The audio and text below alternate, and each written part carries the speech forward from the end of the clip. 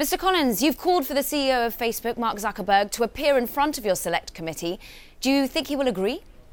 I think he should agree. It's down to him whether he chooses to or not. But I think it's been really noticeable that we've heard nothing from him so far since this story broke a few days ago about the data breach and the involvement of Cambridge Analytica.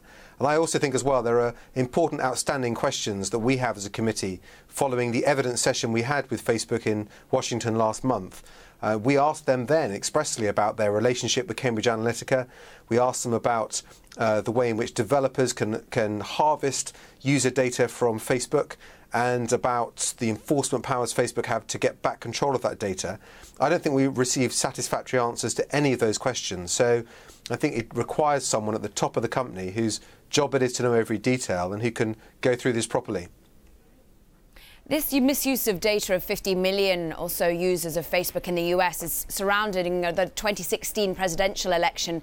You, of course, are investigating potentially the role of social media within the UK's vote to leave the EU. Do you think that Russian manipulation was done then? Do you think that Facebook has anything to answer regarding the Brexit vote?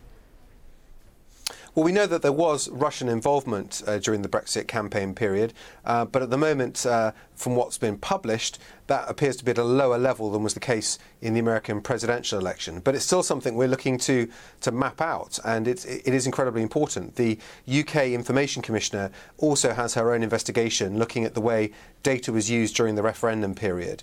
I certainly think data analytics were used in that time, to some extent by Russian agencies, but also by the official Leave campaign as well.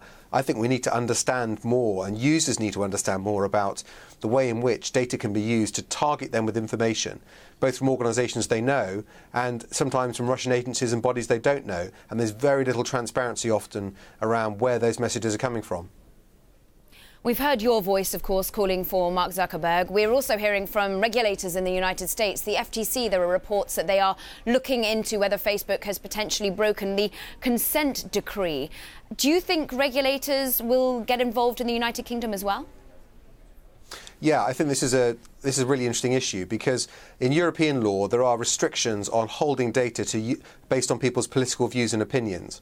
But what that legislation didn't necessarily consider was the fact that people may harvest huge amounts of consumer data, data that people consented to give as part of, surveys on their opinions or on their consumer habits.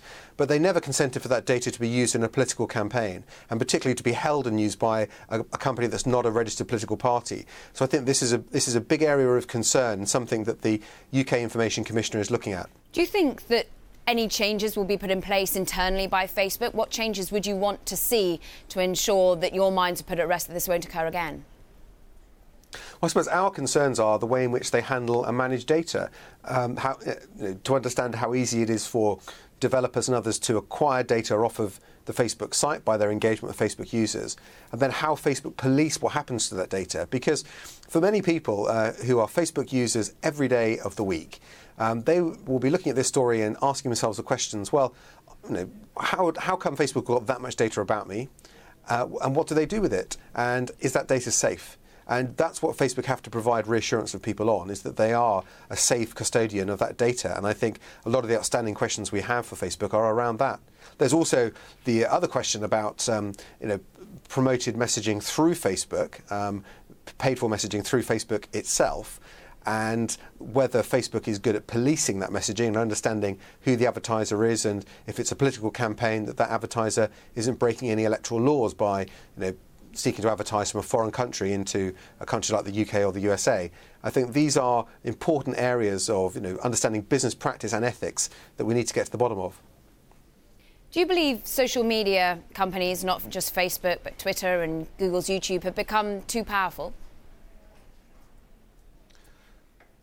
They have a huge amount of power, and I think if they think that they are too powerful and therefore slightly above the reach of governments and parliaments, then I think as organisations that believe those things often do, they will find that it is different, that ultimately it doesn't matter how big you are, you have to comply with the law in the territories where you operate, and if you don't, there are sanctions that can be used against you.